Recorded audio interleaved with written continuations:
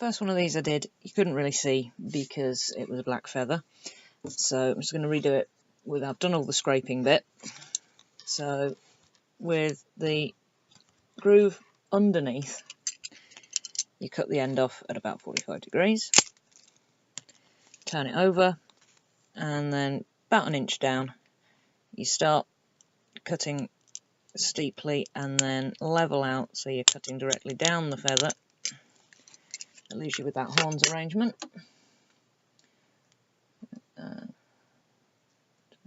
Yeah. So as you can see, it's wonky. That doesn't matter. Get out all this manky stuff inside.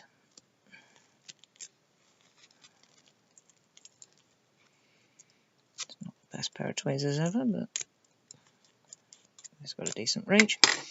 Squeeze the horns together. And then make the curved cuts so it's actually nib shaped. It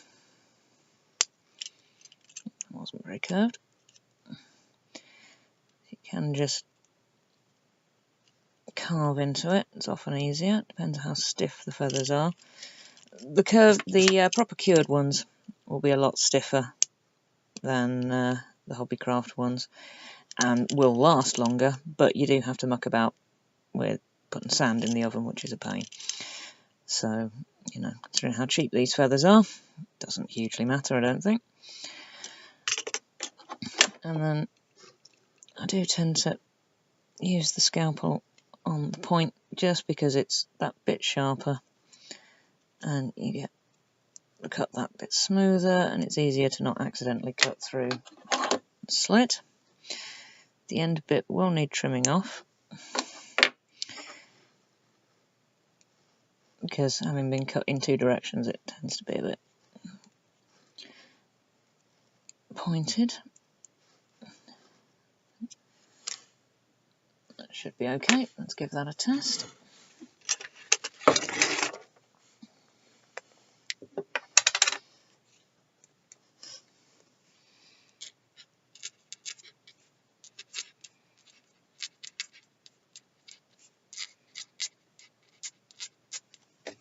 Sounds a bit squeaky, but written just fine.